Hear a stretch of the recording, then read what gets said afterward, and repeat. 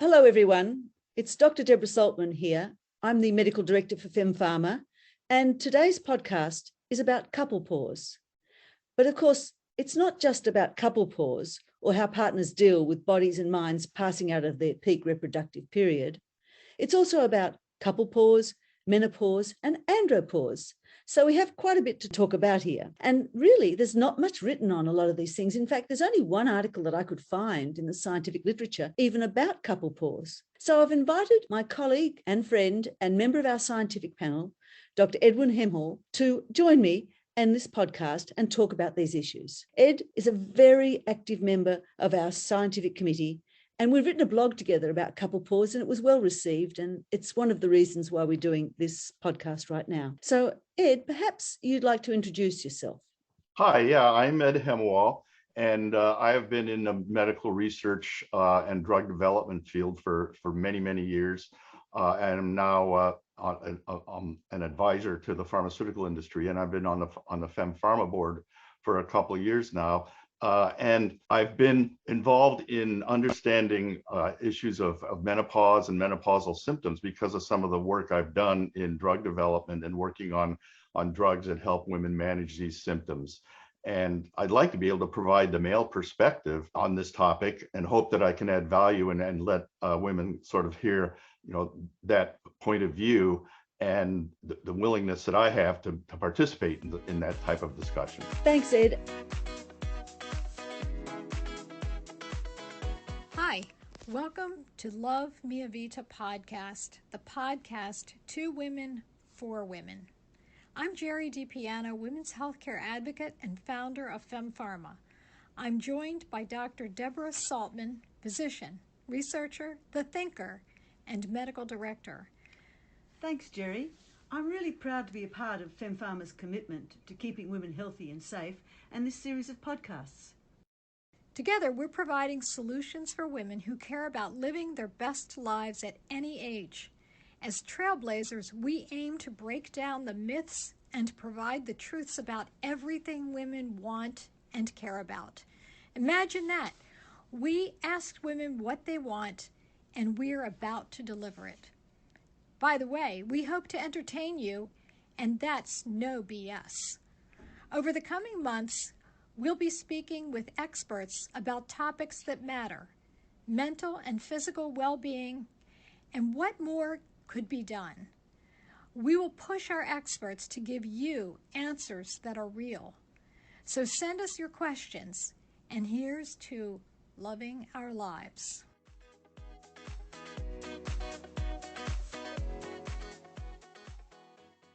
It's true that men and women have different perceptions of the menopause. When you first heard about the menopause, what were your kind of perceptions of what it was? Well, I've always heard the phrase change of life.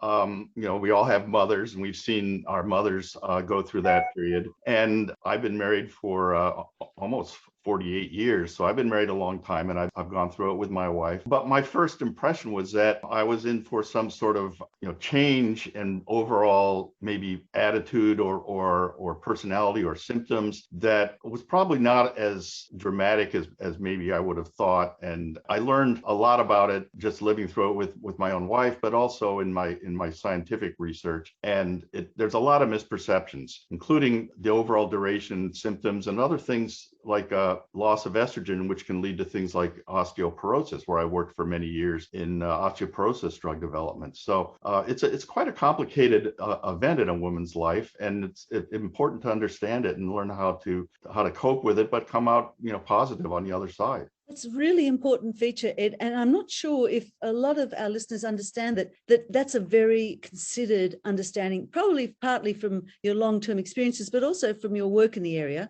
Because when men and women are surveyed, men seem to find that hot flashes, lack of libido, and changes in memory, as well as vulvar and vaginal dryness and itching, and soreness during and after sex that lasts for long periods of times, are the only symptoms. And yet women have a whole range of other problems that they think about.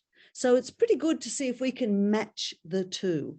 And, I always think about it like you mentioned you've been married for many years, but I always think about it like changes over time. Like couples grow together and they grow into their reproductive period if they're in one, and then they grow out of their reproductive period. And there are physiological and organic changes that affect both functioning. For women, is it ovarian exhaustion, or is it moved to a non-reproductive state, which might be good, but it causes some problems such as dryness and irritation, inadequate lubrication, and problems with sex. But there are problems for men in this period too. So there's a menopause, and then there's the andropause. And the features that people talk about the andropauses are mainly around sexual dysfunction and erectile dysfunction. Do you think there are changes that men go through at this period of time that mirror the changes of women, or do they occur differently? Well, they're clearly different. I don't know if they mirror them, but and men have more of a slower decline in certain function. They may be having high blood pressure, the typical signs of aging, even when in good health. And I think it's also important to recognize what things are going on in life that you're sharing together. For instance, you may be becoming empty nesters during that time. You have more time together, more time to actually get to know each other again. You may be at later stages in your careers, or maybe in very critical stages of your careers. I think all those things sort of factor into this process that we call aging. I sense it's less driven by hormonal changes in men than it is in women, but men are susceptible as well. It's one of the main things that we hear a lot about is erectile function, and whether erectile aids improve the sexual experience for partners. I'm not actually sure if that's the whole picture, because, I think there's sexuality in sex, isn't there? I mean, there's a lot more to intimacy and closeness than just penis and vagina sex or any penetrative sex for a woman. And, I suppose, intercourse is related to activities that include hand holding, petting, kissing, hugging, flirting. It sounds like we have those when we're young, but we forget about them when we get older. Like it's almost as if it's all about sexual function. Is that your experience, Ed? I think you have to work at it a little harder, try to get back into try to recall what those feelings were like. I think it's actually fun and possible to bring back some of those features, even if it's something as routine as, or maybe mundane as setting up a date night, or other ways to become more in touch with each other after what may have been, a period that you were not able to just because your lives were so complicated. That's right. I mean, there's an unpacking that needs to happen. Focusing on erectile dysfunction a bit, because I think it adds a pressure to both men and women.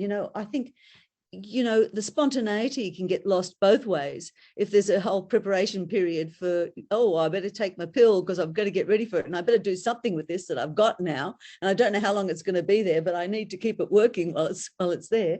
And some men obviously report, their ejaculation isn't exactly the same, so it doesn't feel like.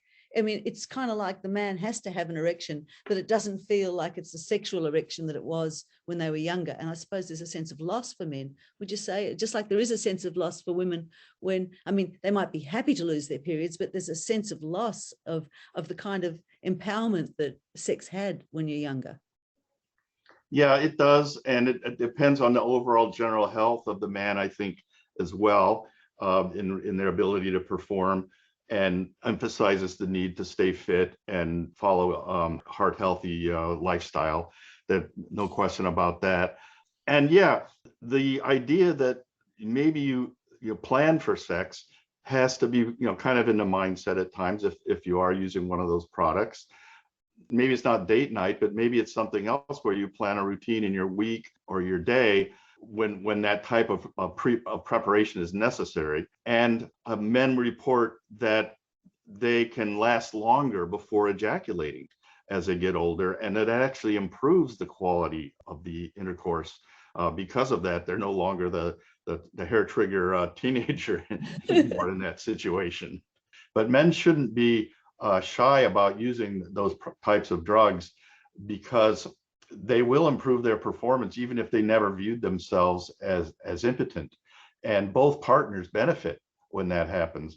The other side of it is something that we might have already talked about, which was a man has to be very aware that his ability to perform and perhaps even last longer before orgasm, it needs to be, make sure that the woman is properly lubricated and has, has maintained her vaginal lubrication as part of her normal process of aging as well. And both win when that happens. Yeah, that's the important, and that's the message we want to get through, is that, sometimes people think it's at the wham, bam, thank you, man period, like just use a lubricant and it'll be all right. But the vagina is not like that. It's got a memory and it's not very thick and it needs total care. To perform properly, it needs total lifetime care. And I think that's the young vagina probably can deal with a lot more friction. Oh, well, I suppose the other thing with that is if they last longer and there's more penis and vagina or penetrative sex, women have to be much more careful because, as the vagina ages, those 24 layers shed themselves, but they get thinner and thinner and that protective fat layer disappears. So it's a kind of thing that message says, hey, women, moisturize every day because, when you're ready for action, your partner's ready for action and a lot more than they may have been when they were younger. So I suppose the message there is an important one as well about keeping both bodies healthy and fit for active sex. Absolutely, that's really important because of what you just said. The man has to be much more sensitive to the woman's dryness and the friction that's created. And there are multiple, there's sex lubricants that can be used during the act, but also I think it's important for women to use moisturizers on a daily basis, a regular basis, to keep those tissues supple and ready when the time comes, even if some additional prep is required when you're both in the mood. Yeah, and it's not just about sex. I mean, I see, when I'm cycling around, I see lots of couples going cycling, doing triathlon, doing a lot of physical activity that really affects the perineal area for both men and women. So, I just sometimes I think, women forget to moisturize below the hairline. They just think, oh, I'll do my face and my body, and then down there doesn't really matter except when I'm having sex. But, there's a lot of other things. Lots of our listeners say, we need the products for other reasons, not just for sex. I'm dry at other times. People with particular conditions such as Sjogren's and some of the arthritis have this problem that's independent of what we have been told is the estrogen deficiency. And, it's quite funny because for a long time, the menopause was focused on estrogen deficiency and replacement of that. And now we know with breast cancer survivors, Sjogren's syndrome, athletes, it's not all about estrogen deficiency. It's a lot broader. It's about aging of our body functions, but not destructive aging, but protective aging and keeping functioning. And there's been really interesting research, and I wonder what you think about. I was having a look today at some research which actually says that actually as women get older, their estrogen decreases and their testosterone increases and the progesterone increases. And the increase in progesterone is a predictive factor of a better transition through the menopause and better health as they get older, even with osteoporosis. And the converse is also true, but there's not as much research. As men's testosterone wanes, their estrogen increases. So I wonder if Couplepause isn't this time when the couples can get closer together. Heterosexual couples, I wonder if, that's not just a pause, it's a time we can reunite in a different way. I'm not sure what you think about that. Well, that's very interesting, and I knew generally of those reports within the medical community and the overall fluctuation in hormone levels, and it is kind of ironic that one rises in the men and the other one rises in the women, and maybe we're coming more in sync with how our glands are treating us, if you will, and it's probably important for both men and women to recognize that those changes are occurring in all kinds of different ways in how maybe their attitudes or their overall approach to the daily events of life might change because of those things. But if we're talking mostly about sexual relationship, I think it's great, maybe a positive, and not feeling like something's missing, but things are being added. Yeah, I mean, I know we've been focusing a lot on heterosexual relationships and longer term ones, because Couplepause talks a lot about, it's the idea of couples in a relationship and how things change over time. And, for me, it's a really interesting feature that occurs in all relationships, is that there's the first part in which it's like buying a pair of shoes. You can buy a size 9 shoe, but it might not feel comfortable. And the same part when you start a relationship is that you try to work out how you find the comfortability in the relationship in the beginning, and then it transitions through other phases, and then when things change, there's a transitional phase. And I always think about the couple pause or the andropause or the menopause a bit like going through adolescence. Like everything's up and different, like all those things. I thought my body's changing, my mind's changing, what's happening? And it took me a long time when I went through puberty to become an adult to get a handle of it. And I think it's amazing how we expect people now who are going through the transition out of their reproductive phase to understand what it means. Like, this is all hitting me, like, why is my memory doing funny things to me? Why do I have to kind of go in there and find that piece, or let that piece come back to me? We start being aware a lot more of these changes that are happening for us. And I think probably, do you think I think it must make people sad to reflect on changes. I mean, that's the kind of depression, isn't it? Like not viewing the change into the non-reproductive period of your life as something positive.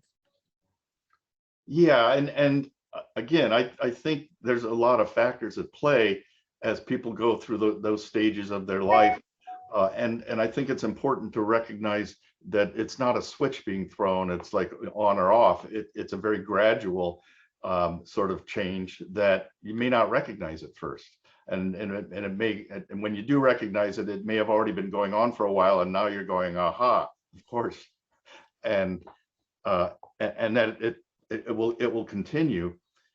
But it's I think when you come out on the other side, you're also dealing with the fact that you're getting older in general, and you're coping with those things. If it's what I often talk about when I forget the right word I want in a sentence or something, and it that blank feeling you get, like, oh, here goes my memory, my senior moment.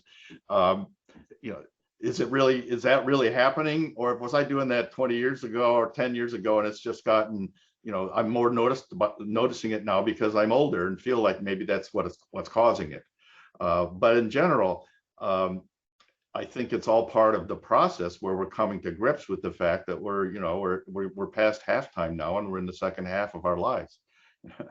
Yeah, well, maybe I'm the great optimist on that, Ed, because I actually think the reason it takes me longer to find something in my mind is because there's more in there now. Like when I'm a teenager, I didn't have much in there. I can tell you, when I was trying to get something out, there was a small amount. But every year I add new stuff. I have to learn to do new things. My brain is, I call it overload feature. Like, oh my God, I've got to find this place. And it's in there. I know it is, but I've just got a huge library now. I just don't have a small library. Yeah, I totally agree. And it's like, you don't have as much random access memory as you used to.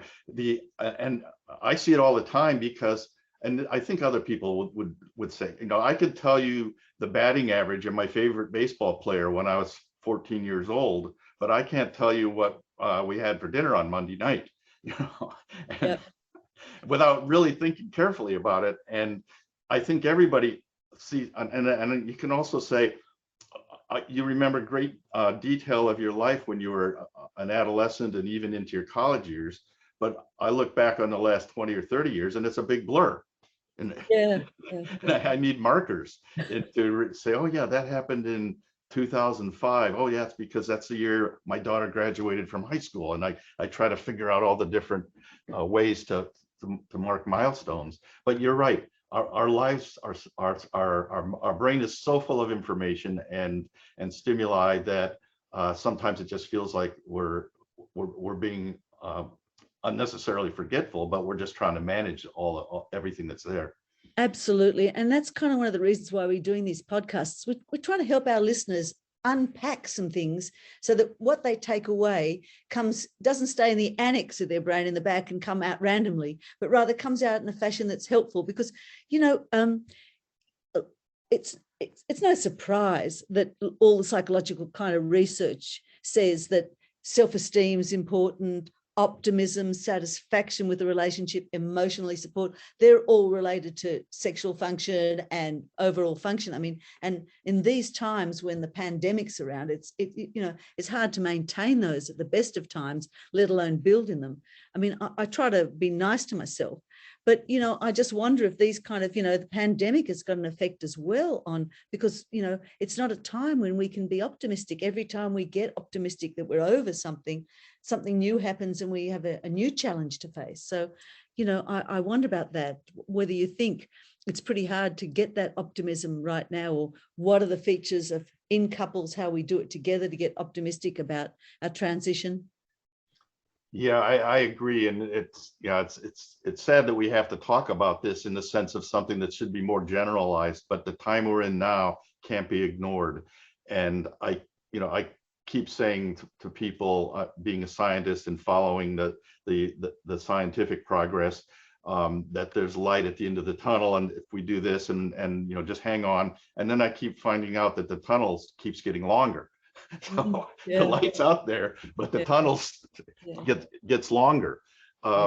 And I think couples have been, required to spend more time together and look for new ways to, to use that time in a constructive way, but not only for whatever they want to achieve in their lives, but also for their relationship.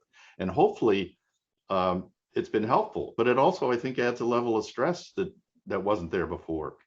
I think that's true. But when I look from the other side, there's kind of like me. I'm in a new relationship. I've just celebrated my second wedding anniversary through the menopause. So myself and my partner, she and I, started in a place where we had to think differently. Like, there is vaginal dryness. I'm not always feeling sexually active.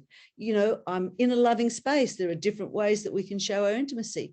And I wonder if that's something that's important for people who are looking for new partners in later times in their life to be able to explore. Do you think it's easy? I mean, I'm gay, and maybe it's not easier or easier for me to explore that with my partner. Do you think it's easy for women to kind of negotiate that with men, or there's an expectation in a new relationship that goes back to being a teenager where, there's a performance initiative, it's about sex, it's, intimacy hasn't developed, all those kind of things? What's your thoughts? Well, as someone who's had a long time partner, I would be worried if I lost her or something happened and I broke up, because I wouldn't know how to start a new relationship. I would have performance anxiety. I would, I've not been intimate with another woman for years and years.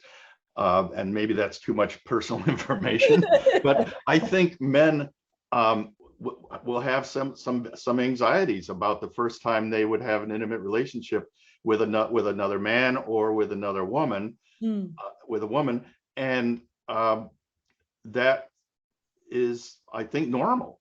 But it's probably not the same as being a teenager or when you're younger in life. You're older and you've got enough experience to try to deal with things like this, but it's still a brand new experience for people who are entering a new relationship at this stage. Yeah. Well, it's funny when I talk about this with my friends who are in heterosexual relationships or looking for heterosexual partners, looking for male partners, they say, Deb, you're way out. My libido is much increased now. I don't have to worry about getting pregnant and I don't have to take the oral contraceptive. I feel much freer. I've got more libido, and all those provisos and limitations, they've disappeared. So that's interesting. And so, what is the kind of feeling that makes women think they should be less interested in sex at this time, when really it's a freeing period and they could be more interested in? And as you've just said, Ed, men have the same sort of insecurities about performance and intimacy later in life, and the dating game may be tricky. So it's kind of complex. It's not as we think it is. Like, men like we just talked about, Yeah. men getting more estrogen, women getting more progesterone, more androgen, like getting more like each other. Sexual performance is a problem for each. Even in long-term couples, like you've talked about, intimacy is important, and sharing and closeness, particularly, you know, with the pandemic around, all this stuff is pretty important. So, you know, I don't know what kind of messages we should be talking to our podcast listeners, except, you know, talking with your partner is pretty important, even if it's a new partner. Talking with your partner, you know, staying connected. If sexual dysfunction is present, it's a partnership issue, and both partners should be talking about it. You know, mucosal surfaces, all of them need to be moisturized and cared for on a daily basis, that kind of stuff.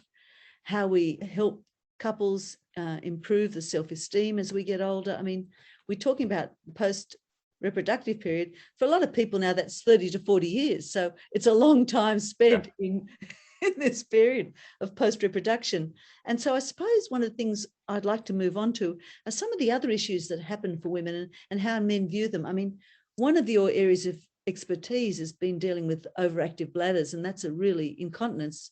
Urinary incontinence is a big issue for women, and genitourinary symptoms. And I'm just wondering what your take in it is, being involved in that area, and also for your take for women about it and what your thoughts are about that.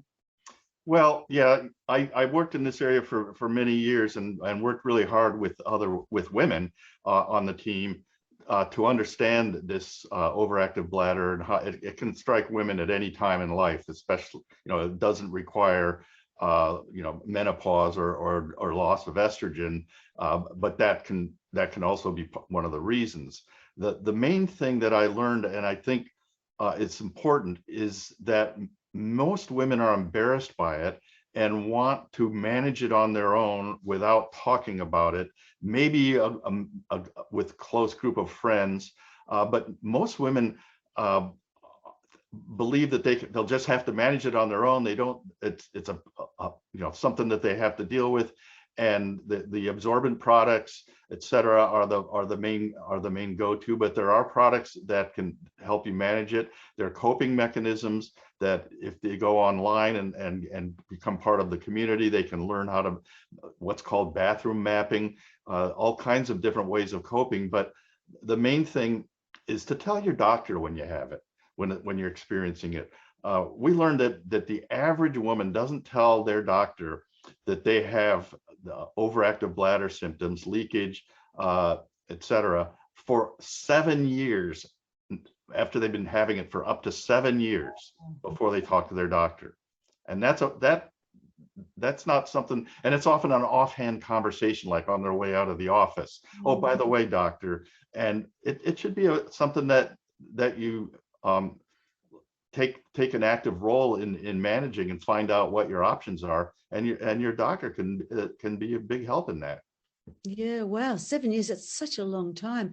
And, you know, part of that, for those 7 years, just think, I mean, urine is acid. Just think of the excoriation and the burning that must occur, not just leakage and embarrassment, but the burning that must occur around the vagina and the vulva and around the clitoris. I mean, it can't make anything down there very pleasurable for women. So, and for 7 years, that's an awfully long time as well in this change.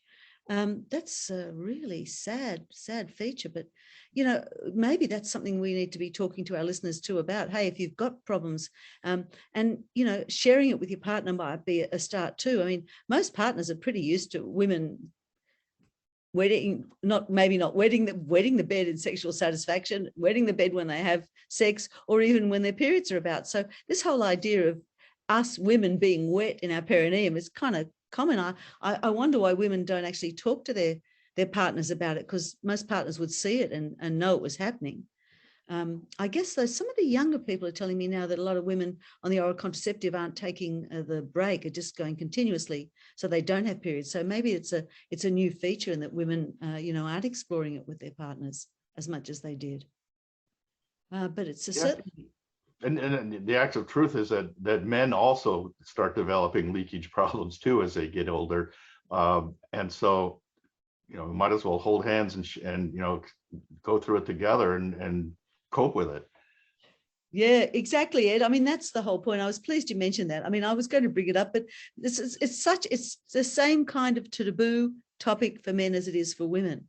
And I suppose we're able to talk about it now. And I suppose that brings me on next to the features. You know, we've talked about the change period, but we need to talk about what happens after the change. And couple pause is an interesting issue for our aging population who may be in care facilities. I mean, what happens to couples when they're in care facilities? Now, with one couple being extremely sick, sometimes with COVID, what is the change? And are we looking after our parents and our parents' generation? What are we doing when we visit our parents in care facilities? Do we get the staff to talk to us about their urinary continence and what it might be doing in terms of their vulvovaginal area, but also in terms of their relationship? And we know it's pretty tricky for couples to have sex in these care facilities. I mean, I know one of my patients once said to me the big thing she missed when her husband was starting to dement was having sex. She couldn't find the way to find her way back to him to have sex. And so I suppose that's another issue. I mean, how we deal with it in our aging population, you know, in our parents' generation and those generations before us who are struggling with their new environments. Yeah, and in fact, I think for a lot of people, the idea of our parents having sex is not something that you typically like to think about. It's funny, I think, in that way, because as I've gotten older, I realized that there is no age limit. You know, you don't lose interest in sex as you get older, and that somehow it doesn't matter, because it does. And you know, a good healthy relationship, a couple can have sex, you know, as long as old as they want. And it's hard to when one of the partners is no longer able or losing, you know, mental facility. And I think it's almost on a case-by-case basis. I'm not sure how I can offer any advice except to be aware that sexuality goes on till the end of life, and that it's not to be forgotten and brushed aside because it's, you know, they're old, it doesn't matter. Absolutely. And you know, when I was younger and I was first starting in my family practice residency, I had a patient come into me and say to me, he was 85, and he said, "Do I still have to do it every day?" I say, "It's my duty." And I was laughing. I was, you know, young doctor, had no idea. I still tell that story to remind myself that, you know, sex is on a continuum and people can have sex or not have sex through the whole of their life cycle. And those of us who have elderly parents or parents in care facilities, making sure that they have their sexual needs fulfilled, particularly if they've lost their partner, and making sure that they're ready for anything they might want is also a pretty important area. And not just for heterosexual couples, but also for same-sex couples in these environments as well. It's pretty tricky for them as well. Or also if you have elderly friends or relatives, or even younger relatives who are losing their mental functioning, to be able to tell people about that with dementia, you know, having help and support for them. We've talked about those kind of places and people with those kind of problems. We haven't talked a lot about people living with disabilities and caring for their bodies, particularly if they're in wheelchairs or with limited mobility, and what that means in terms of sexual function and intimacy and keeping their perineum healthy. Perhaps we can do that in another talk, and I might invite you back next time to have a chat about that. We're kind of nearing the end of our time, Ed, but if you were going to summarize the 4 or 5 key messages that you might want to give to couples, perspective from the male perspective to couples, and what you'd like to be able to talk from your own perspective to women about out there, about your experiences, that would be great. 4 or 5 messages that we can leave to take home messages for our listeners. Well, I guess the main message is that getting older does not mean that your sexual performance or your sexual desire necessarily changes in a negative way, but it may change in ways that you need to adapt to for both men and women. And you know, for women, it's really important to make sure that that you're addressing any symptoms of vaginal dryness and are well lubricated because of the changes that occur. And men need to be aware that that is happening and to be supportive and understanding with that, and in fact make it a part of your regular routine so that it's not something that is an annoyance, but it's part of the fun, and it can be actually. And also that there's a higher quality of intimacy that you still need to pursue and not forget about that as time goes on, and as couples you are finding maybe you're spending more time together than you ever did before. So there's a whole array of opportunities that maybe you didn't have before. So look at it as a very positive thing, and take the proper precautions that are part of the normal aging process for both men and women, either in precautions or in understanding performance levels and how to make the best of them. They're great messages, and perhaps I'll just they're great messages, and perhaps I'll just add a couple of my own. Talk and listen, and there's no necessarily order in which you do it. Talk and listen, listen and talk, but talk and listen with each other, and remember that feelings and emotions and physicality are linked. The brain is a conduit for messages. It's not the end point for them. So everything's linked in the body. And aging, maybe I'm just saying it because I experience it.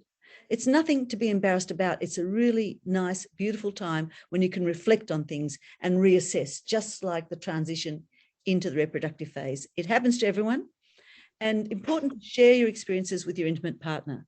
Start the conversation, but not just start the conversation, keep it going. And second, as you said, Ed, that's the most important thing. You just blew my mind about 7 years of overactive bladder and not mentioning it to a clinician. Start talking to us. Please open the conversation. One of the most important things I've noticed in conversations is we clinicians deal with urgent. We very rarely deal with serious, what people consider non-urgent problems. So bring serious to the fore. Don't just talk about urgent problems. Talk about urgent and serious problems. And having bladder incontinence is a really serious one.